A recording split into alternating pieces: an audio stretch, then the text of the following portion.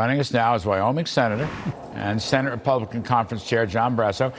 Senator Barrasso, I see you're smiling. I mean, John Thune kind of talked me into this, that the construct of pausing the bill is a real live Manchin cinema option. What do you think?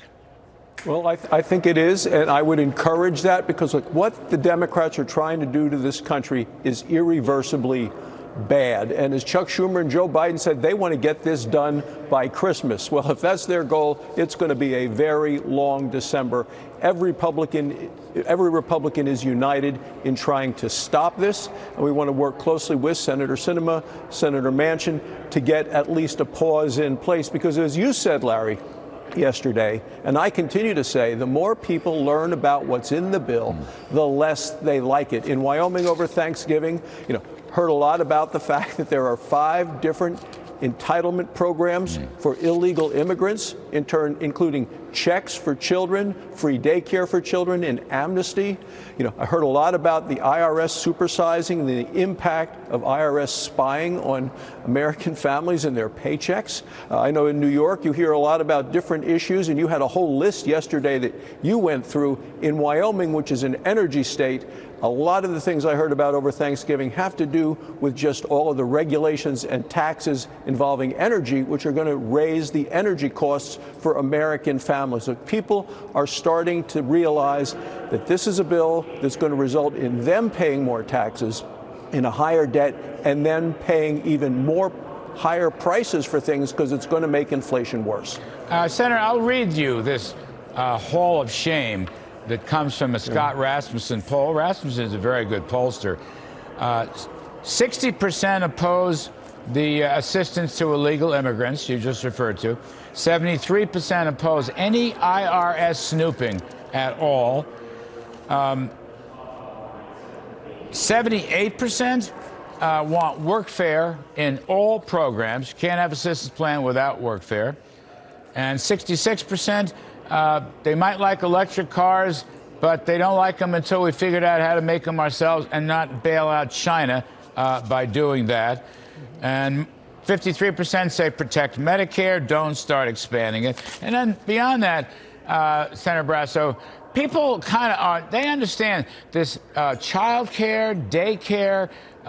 It's not only governments in place of families, but it's going to raise costs for about half the families. If you have a faith-based or a private daycare operation, you are going to be badly hurt while the government stuff gets subsidized. So that's the hall of shame. And I just got to think, not only Manchin and Sinema, but I got to think there's other moderate Democrats in the upper chamber who really don't like this. Well, I agree because, look, what you just outlined sounds like a kamikaze mission on the parts of the Democrats who know that it's going to be a bloodbath come the election next year, and they're trying to put as much socialism in place before they get thrown out of office. And then you get the president talking about the fact that all this massive taxing and spending, he said, is going to be good for inflation. Look, people are smarter than that. We know the president hasn't been leveling with us all the way through. He said the cost would be 0. Now, what does the budget office say? No, it's hundreds of billions of dollars more on the debt. He said if you make less than $400,000 a year, you wouldn't pay more in taxes. What do we know now? No, about 1/3 of all middle-income Americans will be paying more in taxes. And he says it's not going to add to inflation. Well, look, even the chairman of the Federal Reserve today said inflation isn't transitory. It is here to stay all the way through at least the election next year. No person, in my judgment, no person outside of the immediate White House staff and officers, no person believes that this $5 trillion bill is going to reduce inflation. I mean, it's just, I hate to say it, but your colleague, Senator Sullivan, on the radio with me over the weekend, compared Madam Psaki to Baghdad Bob. Okay, saying stuff that's just completely. You're allowed to laugh at that, Senator. It's okay. You remember Baghdad Bob as we were cruising in, and he said everything is great. All right, last one. Here we are with something of an energy crisis, and everybody clamors for more affordable energy, whether it's gasoline or home heating fuels or almost anything. And here comes the Interior Secretary Ms. Deb Haaland, and she wants to impose a substantial fee on the producers who use public lands. And I think that is probably the stupidest thing, or one of the three stupidest things I've heard.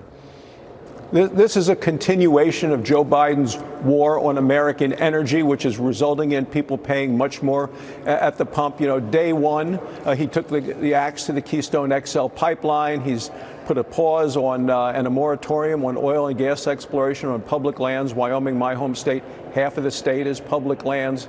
Oil and gas prices today, 7-year high. People that are filling up their trucks every time you do it in Wyoming, it's about a $100 bill. Look, people hate this, absolutely hate this. And the decision by the Secretary of Interior, which, as you know, she announced Friday afternoon while people were doing other things related to Thanksgiving, are going to raise the cost, and it's going to get worse when it's heating season, when people have to pay for natural gas. About half of the homes in the country are heated that way. People are really feeling the pain of inflation and the cost of energy. And, you know, the people that are the most vulnerable to this are elderly people on a fixed income, young couples trying to get by. That's who gets hurt the most by this administration's reckless positions. And people, some may have to decide whether they can afford to either heat or eat this winter. And that's the reason I think that President Biden's approval rating is so low, because energy prices continue to be so high. Yeah. You know, there's talk here that you're going to have a federal increase from 12.5% to nearly 19% on this. You know, Senator Barrasso, 19% she wants the revenue, so she said, why don't they just go to 100%? You know, go ahead if you really believe this stuff, and then you'll have a complete shutdown of all energy production. How's that? That's why I call it the dumbest thing. And they keep begging Russia and OPEC to produce more oil. We're using more oil. You know, the tankers are going to be in the Boston Harbor from Russia this winter. God, we could have a Boston Tea Party. Senator John Barrasso of Wyoming. Thank you, sir. Hope to see you soon.